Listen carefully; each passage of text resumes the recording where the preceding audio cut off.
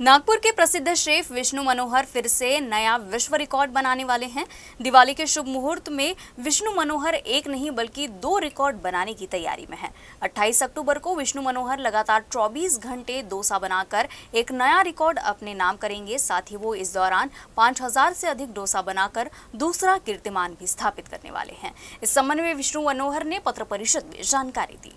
नमस्कार, येती दिवाळी आपल्याला थोडी वेगळ्या प्रमाणात वेगळ्या पद्धतीने साजरी करायची आहे। हा माझा जवळपास 26वा विश्वविक्रम असेल आणि या विश्वविक्रमामध्ये 24 तास नॉनस्टॉप डोसे बनवण्याचा विश्वविक्रम आहे।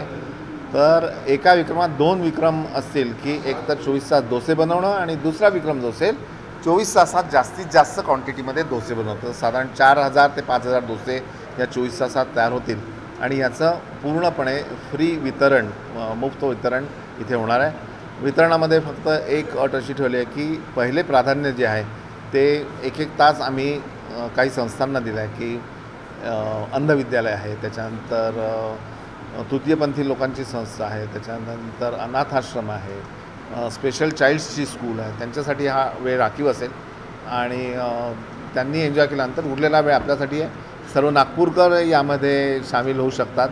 सकाळी 7 शनिवारी सकाळी 7ला सुरू झालेला कार्यक्रम दुसऱ्या दिवशी सकाळी 7ला संपेल। इन बिटवीन जसं सांगितलं त्याप्रमाणे गाणी गप्पा असतील आणि याची सांगता जी आहे ती दिवाळी पहाटणी होईल। विष्णुजींचा हा 26वा वर्ल्ड रेकॉर्ड आहे आणि सगळ्या रेकॉर्डमध्ये जेव्हा त्यांनी रेकॉर्ड केले तेव्हा एक उत्सव आपण सेलिब्रेट केला आहे। यासुद्धा रेकॉर्डमध्ये उत्सव आपण सेलिब्रेट करणार आहोत त्या वर्ल्ड रेकॉर्डचा।